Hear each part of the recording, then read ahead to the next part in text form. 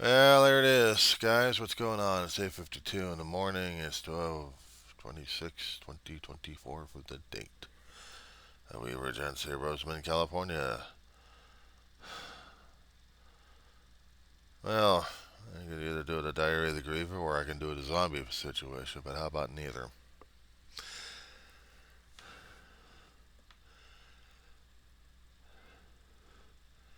We're becoming more polarized in this world on who to like and who to hate. We're telling ourselves that we must hate these people because they don't share our values, or they've done something unspeakable, or the history of their actions are speaking louder, or a lot of choices, a lot of decisions, a lot of things shoved in our faces saying, you must. My question is, why? Because we tell you to. We shed crocodile tears. We shed blood. Don't you understand? Yeah. But both sides are doing the same thing. And both sides are going, we don't care. Support us. One side or the other. You have to support us. You have to support us. You have to support us. And if not, we'll use violence on both sides. Or another side coming in and trying to figure the thing out. You get pummeled on both sides by the two opposite forces. November 2023. An ongoing situation that hasn't had any resolution yet. Except more confrontation, more.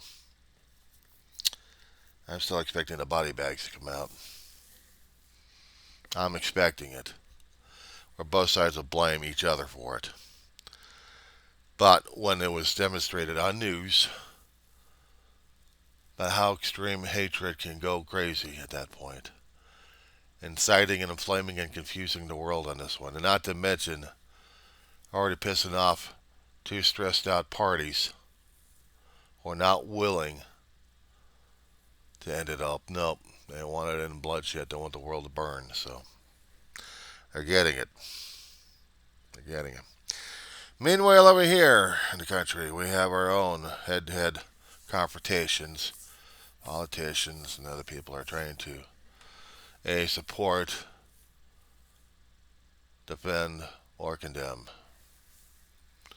Which side do you listen to? Which side do you want? Which side do you have to? I don't have to do. I've seen the videos. I had seen the reports, what there was being presented on media. I know there was always more to the story. And I hate being forced into a confrontation of who am I supposed to listen to and believe in these days. Yes, the same pain and suffering when I see other sources telling me that this is happening, bleed for them, plead for them, you must support them because. And the other side saying, no, false narrative. We are in for defense of our country, and therefore start a war with another country and another country and another country at the same damn time. But I'm supposed to support the government of that particular bully country? Or which one became the bully country? The people that are getting exterminated left and right, but decided to inflame the world by spraying gasoline and then lighting the whole world on fire?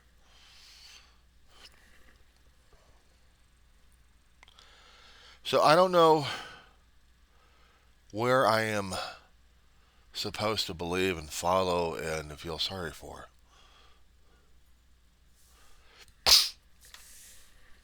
If you're going to try to support and defend, what are you defending against? Keep trying to go back in history. I try to go back further into history to understand it all. And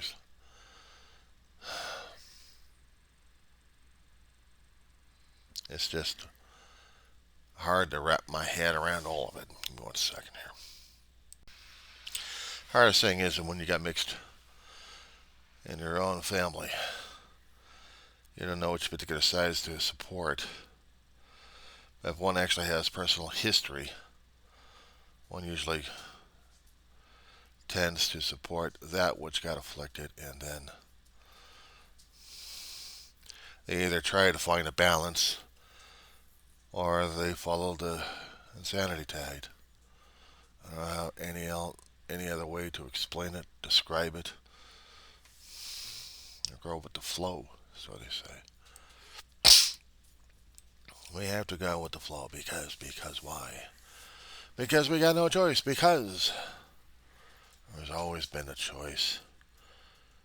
Humans have been stupid about it anyway. Collectively, as one group of knotheads who can't make up their minds on how to live, how to agree with each other, how to try to coexist, even trying to survive with each other. I'm not trying to say kumbaya, I'm just trying to say survival on a planet that we're expanding our borders into tight spaces, tight places, I should say. I'm dealing with my dog. She requires 24/7. But if I added a new element in this place, how would she be able to deal with it?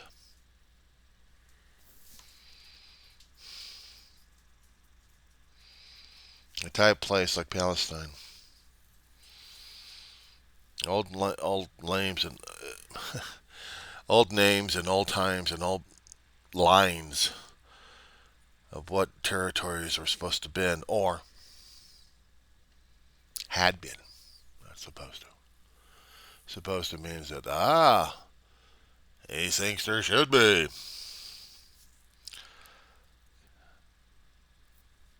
If I was going by history, what had been was it supposed to be?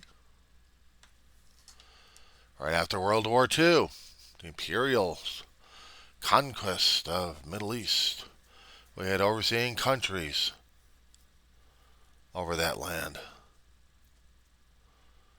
And yet in 47, what was one became a place of two people. Displaced refugees became a landholder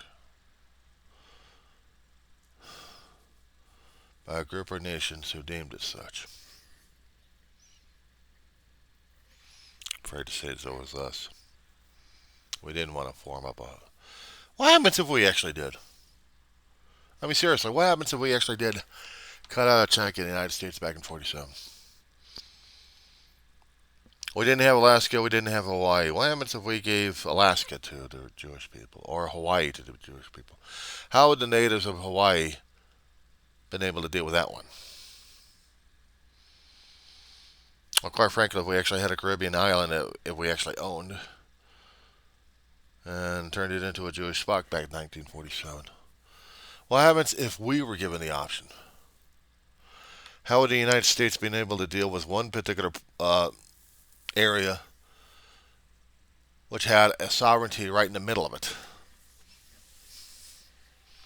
A land where the Jewish state could develop. We had already been a racist country. Still are, up to this date, up to this point in time. We had never known anything but racism. Our history is replete with it.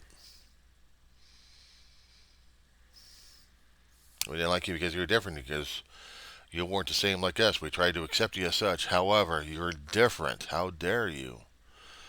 We treated you as such. We've got the history written into our genes, into our Constitution a long time ago.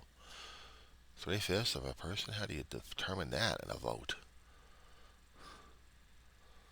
In the original Constitution, we were racists. We demonstrated it. Would we have been able to deal with the Palestinian people if they were displaced suddenly and turned into one of our states as a Palestinian state? We would have a race war on that one. And we'd do the same thing with the Jewish people. However, we got communities formed in towns, even the New England coastline or close to it.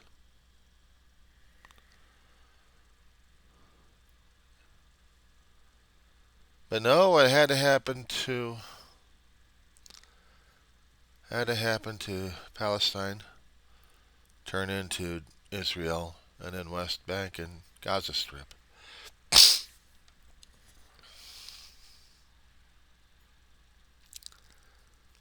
I didn't have any thoughts and feelings when I was reading about this in the history books. But then again, we didn't cover much about that one. Through the school district I was growing up through. Until I was seeing things happening on television about Israel, Palestine, Egypt, Syria, Lebanon. I'm watching these countries go after each other. Iran getting into it.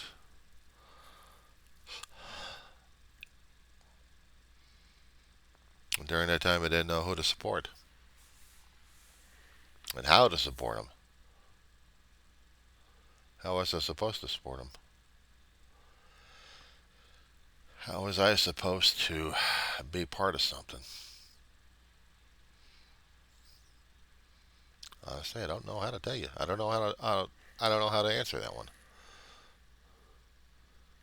I don't know how to answer something that is totally out of my area. I don't know. But I'm supposed to have an answer for it. I'm supposed to. I'm supposed to. I'm supposed to. I'm supposed to. And I don't have an answer for any of it.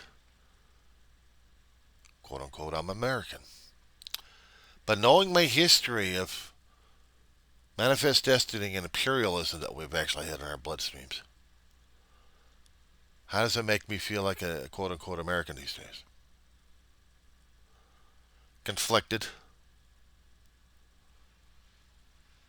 Line of confliction, confusion, insanity. And yes, ancestors scarred and marred with their own blood, trying to fight for an idea, ideology, freedom.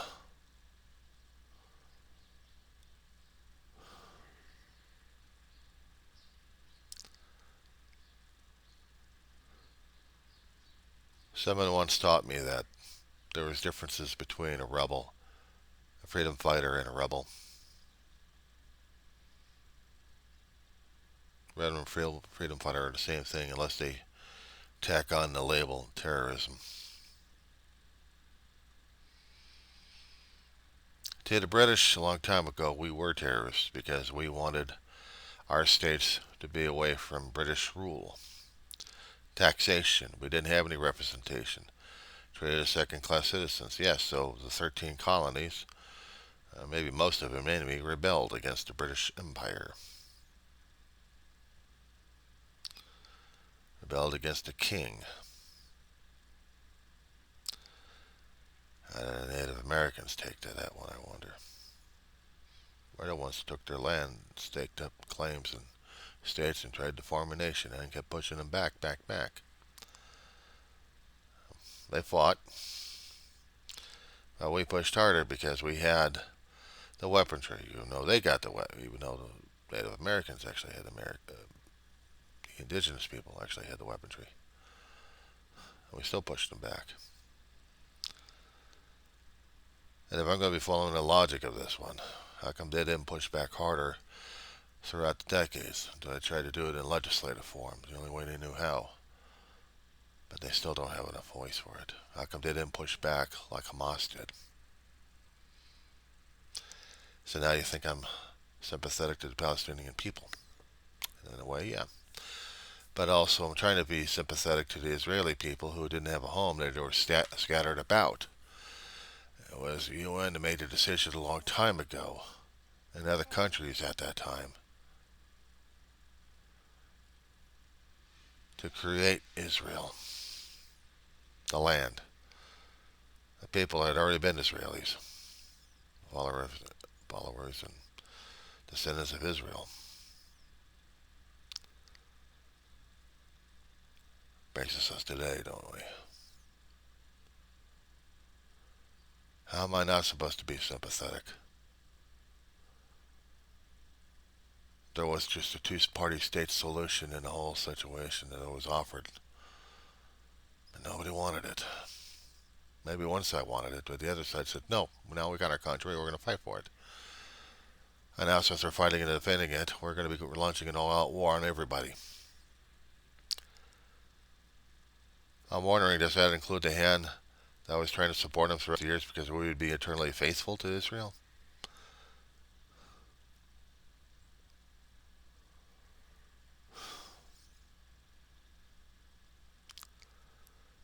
I looked at history with sad eyes, I still do. And I see the actions taken by extremists who wanted to light, well, they actually got a light on the damn thing, but they torched everything else. Instead of having a bonfire for us to look at, we got huge swaths of land on fire in the desert.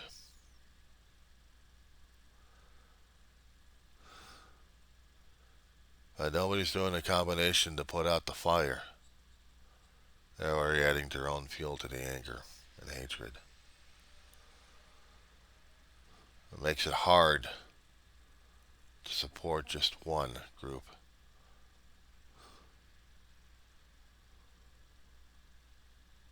Because I would have to say nay to the other.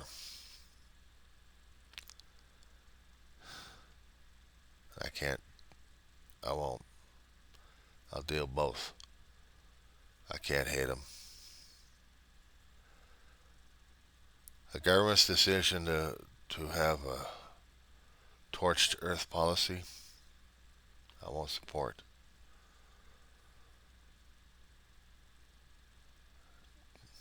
That's what they're doing to Gaza, isn't it? Torched earth. On the way to looking for supposed survivors. And they've been on it, and they've practically destroyed the whole area. And they still can't find the survivors. And if they have, maybe it's being kept quiet or something, I don't know. Meanwhile, anger and hatred has just burned everybody else up. And torching the whole world's opinion about things, left and right.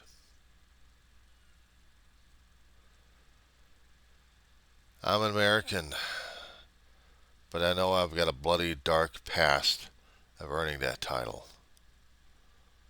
It's not personal. It's extending all the way from the colonies. Earlier than that, I'm European. Because we had a manifest destiny, we wanted to expand. I'm of humanity, still trying to expand and conquer borders. How am I supposed to feel about all of that crap? I am stuck in one home taking care of a whiny dog. How am I supposed to be dealing with that one? Everybody wants and whines. Everybody wants sympathy and solidification and polarization. It's either that or. Either that or.